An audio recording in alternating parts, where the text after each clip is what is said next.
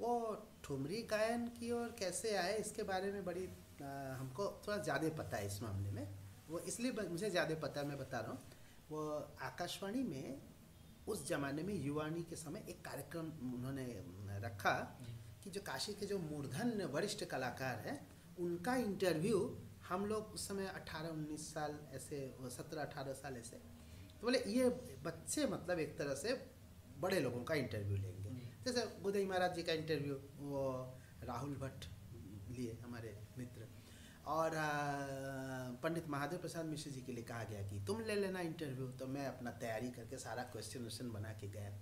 तो मुझे उस समय ये पता था कि आकाशवाणी में पंडित महादेव जी जब भी गाते थे तो ख्याल बहुत अच्छा गाते थे, बड़ी तानकारी सरगम के साथ, और सब कुछ बहुत अच्छे से करते थे। तो मेरे मन में भी प्रश्न उठता था कि ठुमरी में क्यों आ गए। तो हमने उनसे पूछा तो बड़े प्यार से जवाब देते, क्योंकि उनके में एक माने स्नेह प्यार की भावना, कोई छोटा हो बड़ा हो वो सब उनके में कोई नहीं था। सबसे बहुत मिलनसारिता, प्यार, उनके पास जाते ही लगता था कि हमारे बहुत ही अपने हैं। किसी को लगता था मेरे दादाजी हैं, कोई को लगता था मेरे पापा जी हैं, ऐसे मतलब। ऐसे भी वो चच्चा नाम से ही प्रसिद्ध थे, सब जो चच्चा बोलते। तो हमने उनसे पूछा कि आप ठुमरी गाने क्यों कैसे आ गए, मतलब आपको, आप तो ख्याल भी बहुत अच्छा गाते हैं और ध्रुपद धमार भी गाते ठुमरी। तो बताया कि ऐसा हुआ कि जो संकट मोचन मंदिर के अभी जो महंत हैं, इनके पिताजी के चाचा जी जब महंत थे, पंडित अमरनाथ मिश्रा जी, वो पखावज के बहुत मूर्धन्य कलाकार थे, गुरु भी थे।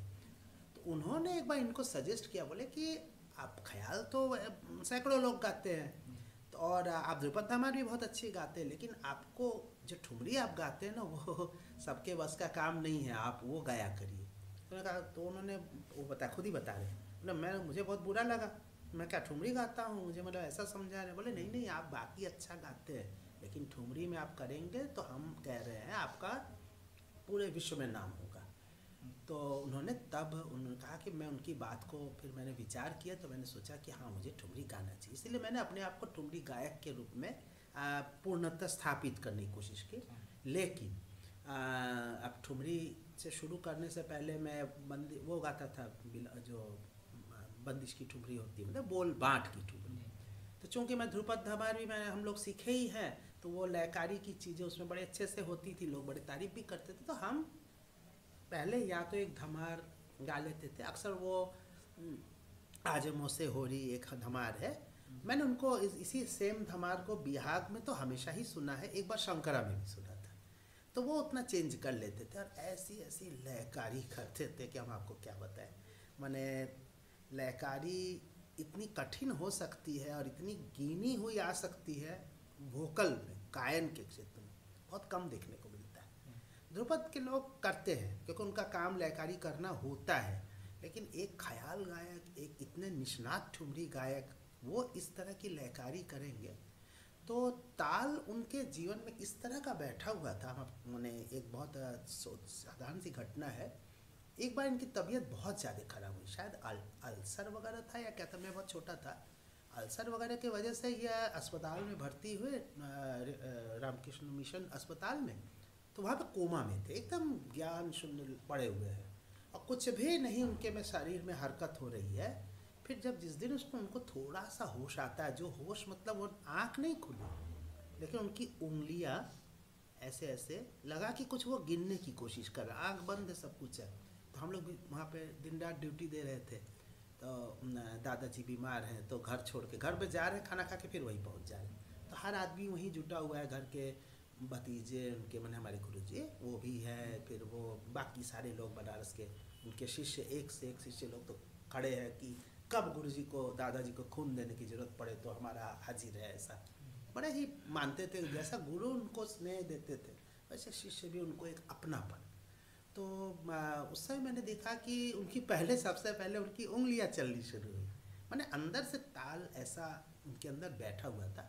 कारण भी स्पष्ट है, अब उन्होंने तबला वादन की बहुत गहन शिक्षा ली थी, एक इतने बड़े गायक और उसके साथ साथ तबले की भी शिक्षा आप देख सकते हैं। आनंद गोपाल बंदोपाध्याय जी जैसे, और पता नहीं और कितने, नंद किशोर जी है, बोला कई सारे लोग हैं, पंडित कुमार लाल मिश्र जी हैं, उनके शिष्यों में काफ़ी बड़ी संख्या में लोग हैं।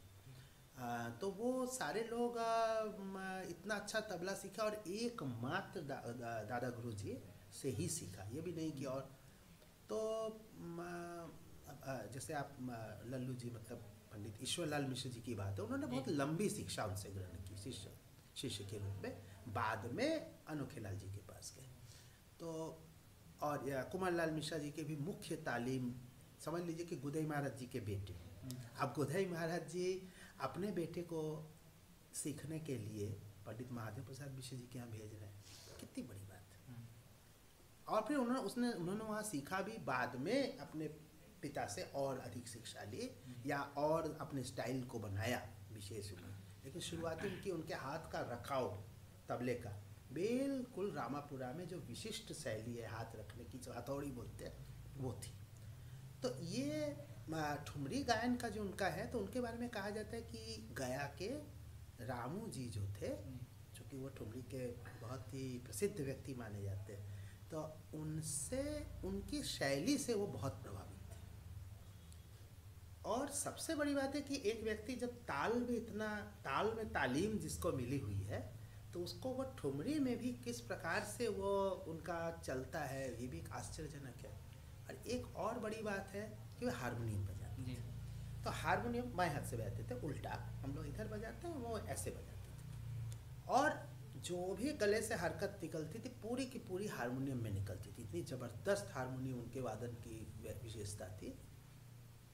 तो हारमोनियम में निकलता, तो एक हारमोनियम के साथ गाने का शैली, एक ताल का उनका पक्ष बहुत ही ज़बरदस्त पक्ष, तो और साथ में उनके अंदर एक अलग ही ठुमरी गायन के लिए जिस प्रकार की आवश्यकता होती है।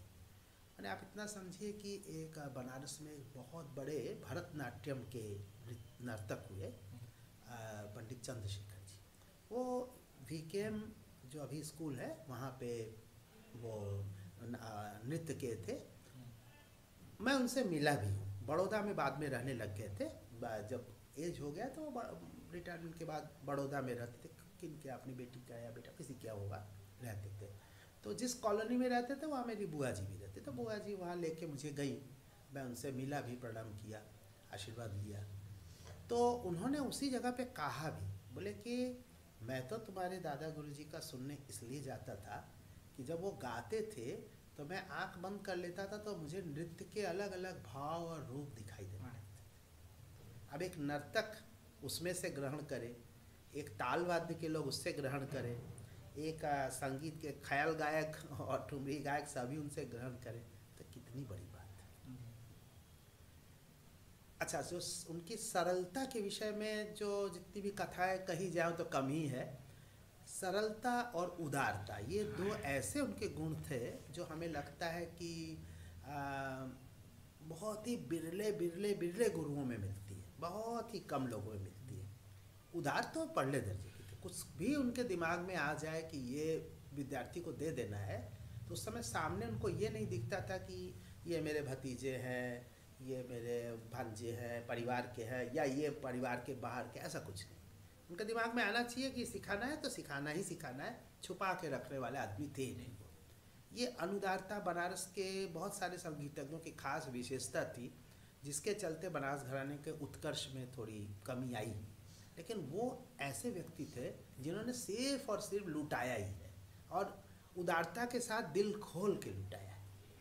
तो ऐसे ही अब आप सोचिए कि छोटी सी घटना मुझे जो मिली आज तक मेरे लिए वो बहुत बड़ा हीरा कहिए या उससे भी महंगी चीज़ कहिए।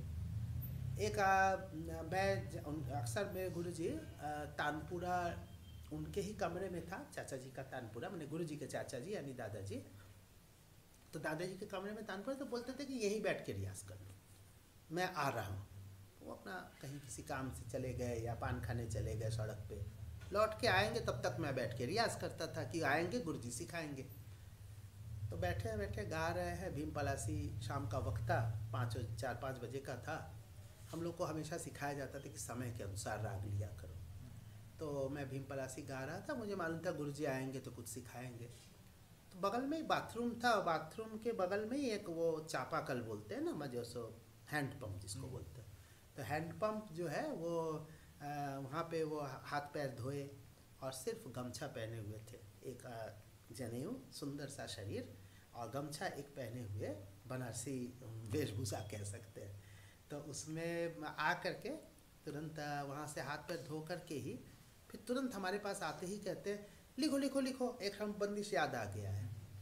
और उसको सिखाने के बाद वो 2 मिनट के 3 मिनट के अंदर उन्होंने बहुत ही सुंदर, सिखाने का उनका अंदाज बहुत अच्छा था। तुरंत ऐसे सिखाते थे कि लोगों को जल्दी आ जाए, कठिनता से नहीं सिखाते थे, बड़े सरलता से सिखाया। और तुरंत क्या कह रहे हैं, तुम्हारे गुरु को भी नहीं सिखाया ये, अचानक से याद आ गया तो हमने तुमको सिखा दिया। अब इससे बड़ी बात क्या हो सकती है। तो भीम पलासी में उन सन उधो कहिए जाए, एक आड़ा चढ़ताल की बंदिश है, तो मुझे इस तरह से प्राप्त हुई। तो उदारता इससे बड़ी क्या होगी, और इसमें सरलता इसके बड़ी क्या होगी। कहीं भी खड़े होकर के एक गमछा नीचे, एक गमछा कंधे पर, और उसके बाद बैठ के गोलगप्पा खा रहे हैं सड़क पर, तब जबकि उनको देश में लोग जानते हैं, लोग देखने आते थे कि कौन कैसे है। और वहाँ पे वो सड़क पे मेरा एक दोस्त आया, कहा कि उनको मुझे दर्शन करने, हमने कहा चलो, तो मैं लेके गया। तो वहाँ पे रिक्शा उतरे, नुक्कड़ पे, गली के अंदर रिक्शा नहीं जाता था, तो बाहर उतरे। तो उतरते हमने कहा वो देखो बैठे हुए हैं। तो उसकी आंखें फटी रह गई, ऐसे देख रहा है, बोले ये है इस तरह से। तो बैठे, क्योंकि उस ज़माने में वीडियो और टेलीविज़न का ज़माना नहीं था, उन्होंने चेहरा नहीं देखा था, सिर्फ गाना सुना हुआ था, तो भक्त था गाने का। तो वो आया, आ करके रेडियो वगैरह में सुना होगा या कैसेट में सुना होगा। तो अब आया, वो अपना लेके गोलगप्पा हाथ में पत्ते में लेके खा रहे हैं, एक गमछा नीचे, एक कंधे पर, बस। तो ये सरलता, ये उदारता और सबको गले लगाने की क्षमता। माने कहा जाता है कि समाज में उस ज़माने में बहुत भेदभाव था, ये इस जाति के हैं, वो उसके हैं, वो हमारे घर के हैं, वो नीचे हैं, ऊपर है। बड़ी गंदी बातें हमारे समाज में बहुत ज़्यादा थी, आज भी है, लेकिन उस ज़माने में कुछ ज़्यादा ही रूढ़ थी वो सब चीज़ें।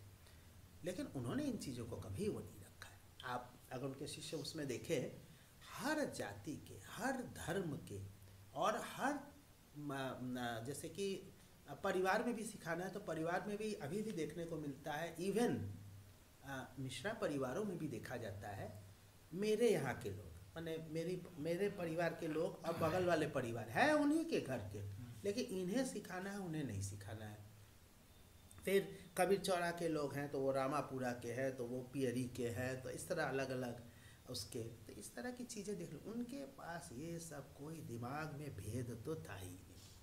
कहीं भी चले गए, जा कर के बैठे, सितार बज रहा है। हम एक सोम मजुमदार जी थे, एक स्कूल भी है साउथ पॉइंट स्कूल, उसके वो थे और बड़े अच्छे थे, सितार बजाते थे। सितार बजा रहे हैं तो वहाँ पे क्यों गए थे वो हमको पता नहीं है। मैं उनके घर में जब गया किसी कारण से, तो देख रहे हैं कि वो सितार बजा रहे हैं और उनके साथ तबले पर संगत कर रहे हैं पंडित बहादुर प्रसाद मिश्र जी। ये देखने को नहीं मिलता है जल्दी, क्योंकि बाद में संगत तो नहीं करते थे जल्दी, लेकिन मैंने वो भी देखा है। तो उनके पीछे पीछे घूमता था, जहाँ जहाँ मौका मिलता था उनके पीछे पीछे जाता था। सोचता था कि कुछ कैसे एक व्यक्ति इस प्रकार सरलता के साथ, उदारता के साथ महान बन सकता है। महान बनने के लिए लोग क्या क्या करते हैं, ये बिना कुछ किए ही महान थे, क्योंकि ये ऐसे ही महान थे जिनको लोगों ने महान माना, वो स्वयं अपने आप को महान मान करके बोझा नहीं ढोते थे। तो ये बड़ी बात है, ये सब दर्शन अलग ही है उनका। वही जो बंदिश उन्होंने सिखाई थी, अब केवल थोड़ा सा उन सन ऊधो कहियो जाय, उन सन ऊधो कहियो जाय, हमारी सुधा काहे भुलाए, हमारी सुधा काहे भुलाए, उन सन ऊधो कहियो जाय, उन सन ऊधो। अभी पुरानी बंदिशों में खासियत दिखती है, आड़ा चार ताल की बंदिश है तो जो ताल का जैसा स्वरूप है, अंत में 3-3 का, पूरा साफ साफ वैसे ही। ओन सन ऊधो कहियो जाय, हमारी सुध काहे भुलाए। ऐसे ये एक तरह की बंदिश है। लेकिन ख्याल की बंदिश तो अपनी जगह है ही है, जैसे जोग की बंदिश, अब तो मोरे लाज राखो गिरधारी, अब तो मोरे लाज राखो गिरधार, बिनती हमारी सुनो बनवारे, अब तो मोरे लाज। ये सब कुछ बंदिशें हैं जो उन्होंने ऐसे ही चलते फिरते थोड़ा सिखा दिया। बोला कि अपने गुरु से कहना कि इसको अच्छे से होगा, ऐसे ही बोलते थे, अपने गुरु से कहना। उनके भतीजे थे ना तो ऐसे ही। लेकिन जो बात उनसे मैंने ग्रहण करने की कोशिश की, या मतलब क्या कोशिश करूँगा, पपिहरा ओ पपिहरा, पपिहरा रे, इतना स्पष्ट, कोई भी एक्स्ट्रा हरकत नहीं, किसी प्रकार का ज़्यादा मीड़ ज़्यादा कुछ नहीं, लेकिन इतना इफेक्टिव। पपिहरा रे, पपिहरा, पपिहरा, प्यारे प्यारे प्यारे प्यारे, पे के बोले ना बोल। एक एक जो पुकार थी वो दिल को उतरने वाली। पपिहरा पपिहरा पपिहरा, ओ पपिहरा, ओ पपिहरा रे, पीके पीके पीके बोले, पीके बोले ना, पीके बोले ना बोल। अच्छा, उनकी जो हरकतें थी सारंगी में, अब उस समय एक से एक महान सारंगी वादक बनारस में मौजूद थे। वो सारंगी का बड़ा दुर्लभ समय था। तो मैं 3 कलाकारों को उस समय मैंने उनको संगत करते हुए विशेष रूप से देखा, 3 के 4 लोगों को। एक तो जो सबसे हमको बहुत लगता था कि इनकी हरकतों को कोई ठीक से उतार लेता है, वो नारायण मिश्रा जी थे। नारायण चच्चा, तो वो नारायण मिश्रा जी तो बस बैठते थे, लगता था कि उनका सारंगी भी उनके ही स्वरों में गा रहा है। तो ठुमरी की सबसे अच्छी, मेरे हिसाब से, मैं हो सकता है गलत भी हूँ, लेकिन वो लगता था कि उनकी ठुमरी को उतारने की काफ़ी क्षमता रखते थे। और ऊपर से इधर उधर ऐसा घूम जाते थे कि कई लोगों को बड़ी दिक्कत होती थी, वापस लेके आना है, किधर चले जा रहे हैं, क्योंकि उनके जो अंतर मार्ग होते थे वो बड़े विकट होते थे। मैंने बहुत बड़े हारमोनियम वादक को, अप्पा जलगांवकर जी को, मैं नाम सहित बता रहा हूँ, ग्वालियर में तानसेन समारोह में वो संगत करने बैठे। मैं देख रहा था कि जिस अप्पा जलगांवकर जी को हारमोनियम का विजार्ड समझा जाता, पूरे भारत में उनकी तूती उस जमाने में बोलती थी, उनकी क्या बुरी स्थिति हो रही थी। एक एक हरकत में वो जैसे लग रहा था कि परेशान हो गए कि अरे आप कैसे, क्योंकि ये इतना सरल था, उनके हरकतें काम इतने सरल होते थे कि वो बहुत कठिन होते थे। सरल ही सबसे कठिन काम है, सरलता इतनी आसानी से आती नहीं। तो ये सरल हरकतें, जैसे प्यारे प्यारे प्यारे प्यारे, पपिहरा प्यारे, पी के बोले ना बोलो। ये सब हरकतें हारमोनियम में किस तरह से निकाला जाए। बनारस में एक ध्रुव जी थे, उनको मैंने देखा है कि वो ठुमरी की हरकतों को सुंदर से उनकी निकालते थे। नारायण जी हो गए, और बनारस में बैजनाथ जी बहुत नामी व्यक्ति हुए, बैजनाथ मिश्रा जी और हनुमान प्रसाद मिश्रा जी। वैसे जो सबसे ज़्यादा जो बजाते थे रेगुलरली उनके साथ, तो वो थे पंडित बच्चालाल मिश्रा जी।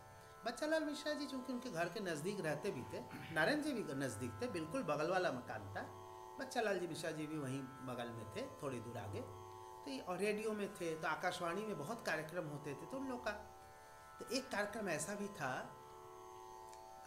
मुझे बहुत स्मरण नहीं है कि किस सन का है, लेकिन मैं बहुत छोटा था उस समय। तो उसमें महादेव प्रसाद मिश्रा जी गा रहे हैं और उनकी दोनों ओर सारंगी, 2 सारंगी बैठी, एक बैजनाथ जी, दूसरे हनुमान जी। अब मुझे जैसे याद आ रहा है कि कुछ कुछ हरकतें निकालते, कभी ये निकालते कभी वो निकालते, और दोनों में होड़ सी मची हुई थी, दोनों सारंगी वादकों में, दोनों महान थे अपनी अपनी जगह पे, और दोनों में आपस में झगड़ा हो गया। वो कहे कि नहीं यह नहीं निकला, वो कह रहे बिल्कुल निकला है, और तो इसी में आपस में झगड़ा हो गया। मैंने यहाँ तक बात हो गई कि अगर नहीं निकला है तो ये मेरा सर आपका आपका जूता, ऐसा मतलब कुछ ज़्यादा बात बढ़ गई, वैसा सो हुआ। खैर माधव जी सीधे साधे व्यक्ति थे। समय एकदम छोटा था मैं उस समय, थोड़ा किसी एक छोटे घरेलू सभा में मैंने देखा था इसको जंगमबाड़ी में। तो खैर ये सब पुरानी बातें हैं, ये मज़ेदार बातें हैं जो वाक़या हैं उनके साथ मैंने देखा। तो ग्वालियर में तानसेन समारोह में देखा मैंने कि बड़े बड़े कलाकारों के ज़बरदस्त गायन के बाद जब इन्होंने बहुत ही साधारण ढंग से बैठे, एक एक पुकार पर लो हाय हाय हाय उतना लगा कि सारे समारोह को अपने कब्जे में कर लिया। तो ये खूबी सब में नहीं होती है। रास्ते भर उनसे हम कभी कभी एक ही ट्रेन में हम लोग जा रहे थे, वो किसी और कंपार्टमेंट में थे, मैं कहीं और था। बाद में जा के मैं मिलता था, जब भी ट्रेन रुकती थी मैं दौड़ के उनके पास चला जाता था। तो बड़े स्नेह करते थे, और घर में भी तो हमेशा ही उनके साथ मेरा जहाँ सिखाते में दिख जाते मैं वहाँ जाके बैठ जाता। हारमोनियम लेके ही सिखाते थे अमूमन, हमेशा ही बल्कि। और जब लोगों के घर घर जाकर भी सिखाते थे, सबसे उनका इतना स्नेह, चरित्र के मामले में हो चाहे व्यवहार के मामले में हो, बातचीत के मामले में हो, ऐसा संयमी पुरुष। और ये संयम आसान नहीं होता है, सरलता दिखती सरल है। तो ये सब चीज़ें एक कलाकार में, कलाकार को कलाकार से संगीतज्ञ और संगीतज्ञ से एक संगीत साधक के रूप में ले जाता है। साधना की जो पराकाष्ठा उनके जीवन में आई, वो उनको स्वीकृति मिली या नहीं मिली, पुरस्कार मिले या न मिले, ये सब अपनी जगह में। मैं उनको स्वयं ही देखा हूँ कि संगीत रिसर्च एकेडमी ने उनको बुलाया, जब नई नई स्थापना हुई थी तब की बात थी। तो उन्हें बुलाया गया तो वो जाने के लिए उन्होंने मना कर दिया, कहा कि मुझे बनारस नहीं छोड़ना है। लोग बोलते बहुत है कि बनारस ये वो, लेकिन सब लोग उसको उतार के रख नहीं पाते। उन्होंने मना किया था, मेरे सामने की बात थी, क्योंकि मैं थोड़ा सा पढ़ने लिखने में थोड़ा ठीक था, लड़का था, जैसा वो बोलते थे तो हमसे कहते थे लिखो, हमारा चिट्ठी लिख दो। खुद लिखते नहीं थे तो हमसे कहा चिट्ठी लिख दो, तो कुछ कुछ बोलते थे, मैं उसको सजा के अच्छी चिट्ठी अपने अच्छी हैंड राइटिंग में, एक इनलाइन लेटर जो नीली वाली आती थी उसमें मैं लिख देता था। तो बाद में वहाँ से उन्होंने फिर कहा कि नहीं हम आपकी शर्तों को नहीं मानते, क्योंकि आप वो कह रहे थे कि बाहर प्रोग्राम हमारे परमिशन से करिए, तो ये है तो वो है, तो वो मानने कहा कि नहीं मैं ये सब नहीं, बंधन में नहीं रहता, इसलिए मैं नहीं जाऊँगा। वहाँ पे उन लोगों का फिर नेक्स्ट लेटर आता है कि ठीक है आपको हर बंधन से मुक्त किया जाता है, आप आ जाइए। और तब भी उन्होंने कहा कि नहीं, लिख दो कि नहीं जाना है। घर में वो बवाल, सब कहे कि जाना चाहिए था आपको, कलकत्ता में आपका ये वो। मैं बाबा को छोड़ के, गंगा जी छोड़ के मैं कहीं जाने वाला नहीं। तो मैंने अपने हाथ से चिट्ठियाँ लिखी थी उस ज़माने में, भले ही मैं 18-19 साल का 20 साल का था, तो देखा है मैंने। तो देखा किस तरह उन्होंने एक इतने बड़े ऑफ़र को भी उन्होंने मना कर दिया। संगीत रिसर्च एकेडमी यानी ITC, उस समय ITC नाम से ज़्यादा वो था, आज भी है, तो वो उसमें आ जाने से उन्होंने मना कर दिया। मन नहीं होता तो कुछ और भी बात हो सकती थी, प्रसिद्धि मिलती, उन्हें उनकी परवाह नहीं थी। वो तो साधक व्यक्ति थे, सिखाना है सिखा रहे हैं, गाना है गा रहे हैं, बस उसी में उनका दिल लगा रहता